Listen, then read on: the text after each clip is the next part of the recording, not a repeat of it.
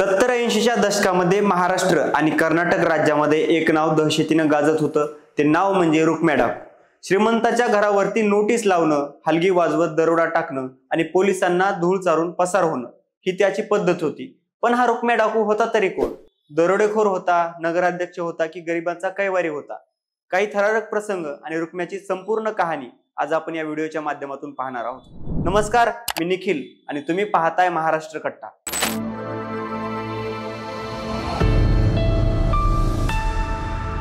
परभणी जिल्ह्यात गंगाखेड नावाचा एक तालुका आहे। तालुक्याच्या जवळच आंतरवेली नावाचं एक गाव आहे। याच गावामध्ये एका गरीब दलित कुटुंबामध्ये रुक्माजीचा म्हणजेच रुक्म्या डाकूचा जन्म झाला। घरची परिस्थिती जेमतेम होती। गरीब आणि दलितांवर होणारा अन्याय त्याला सहन व्हायचा नाही। परिस्थितीने त्याला दरोडेखोर बनवलं। पण खरं रुक्म्या डाकू इतर दरोडेखोरांसारखा नव्हता। त्याचे स्वतःचे काही नियम होते। रुक्म्या फक्त श्रीमंतांच्या घरावरच दरोडा टाकायचा आणि लुटलेली संपत्ती बऱ्याच वेळा गरिबांमध्ये वाटायचा। त्याची दरोडा टाकण्याची एक विशिष्ट पद्धत होती। तो ज्या घरावरती दरोडा टाकणार आहे त्या घराला अगोदर नोटीस लावायचा। अमुक तारखेला तुझ्या घरावरती दरोडा टाकणार आहे, पोलिसांना सांगितलंस तर तुझ्या खानदानाचा मुर्दा पाडीन, अशा प्रकारचं त्या नोटिशीमध्ये लिहिलेलं असायचं।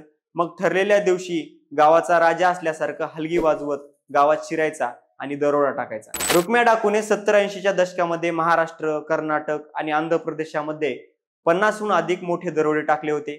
आंध्र प्रदेशामध्ये आमदारांची ही घरं फोडली होती, पण कुणीही त्याच्या विरुद्ध तक्रार दाखल करण्याची हिंमत केली नव्हती। त्याची सांडणी ही त्याची खास ओळख होती। तो सांडणीवरती उलट्या दिशेने बसायचा, जेणेकरून कुणी पाठलाग करतय का हे त्याच्या लवकर लक्षात यायचं।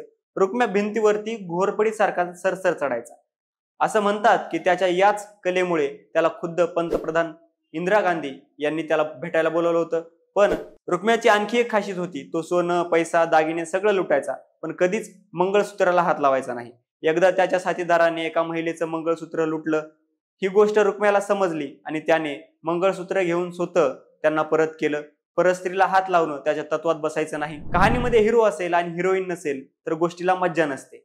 रुक्म्या डाकूच्या आयुष्यातही अशीच एक प्रेम कहाणी आहे। त्याला एक मुलगी फार आवडायची आणि तिलाही रुक्म्या डाकू फार आवडायचा।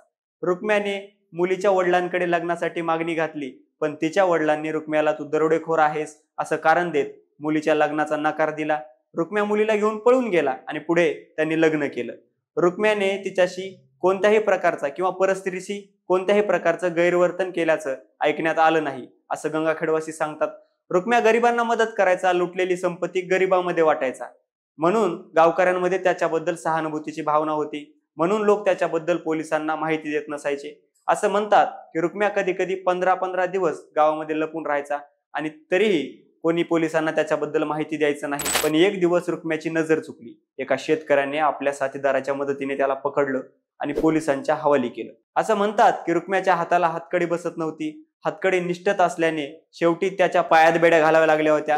रुक्म्याच्या गैरहजेरीमध्ये त्याच्या भावांनी त्याच्या नावाचा दुरुपयोग करायला सुरुवात केली। एका मुलीवरती बलात्कार केला आणि याच बलात्काराचा राग धरून 18 लोकांनी त्यांना जीवे मारलं। हा प्रसंग आजही आंतरवेली हत्याकांड म्हणून ओळखला जातो। 1882 साली या प्रकरणामध्ये 18 जणांना जन्मठेप झाली होती। जेलमधून बाहेर आल्यानंतर रुक्म्या पूर्णपणे बदलला होता। त्याने दरोडे टाकणं सोडलं, हातभट्टीचा व्यवसाय सुरू केला। त्याच्या याच दहशतीमुळे राजकीय नेत्यांनी त्याला दारू विकण्याचं लायसन्स सुद्धा दिलं होतं, असं सांगण्यात येतं। तो गंगाखेडमध्ये दारूचं दुकान चालू लागला। पुढे त्याला राजकारणाचे वेड लागले आणि रुक्म्या डाकू रुक्माजी नगराध्यक्ष झाला। रुक्म्याबद्दल आणखी एक किस्सा फार प्रसिद्ध आहे। त्याच्या भिंतीवर चढण्याच्या कलेमुळे तेव्हाच्या तत्कालीन पंतप्रधान इंदिरा गांधी यांनी रुक्म्याला भेटायला बोलावलं। असं म्हणतात की रुक्म्याने इंदिराजींच्या समोर भिंतीवर चढून दाखवलं आणि हस्तांदोलन करताना त्यांची अंगठी चोरली। इंदिराजी त्याच्या या कलेने इतक्या प्रभावित झाल्या की त्यांनी रुक्म्याची सजा माफ केली आणि त्याला हातभट्टीचं लायसन दिलं। ही कथा खरी की खोटी ह्या दंतकथेचा भाग आहे।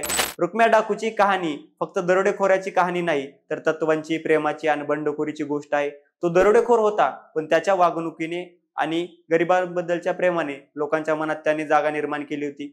आजही गंगाखेड आणि परभणीच्या परिसरामध्ये त्याच्या गोष्टी सांगितल्या जातात। त्याच्या जीवनावर आंतरवेली नावाचा सिनेमाही आलेला आहे।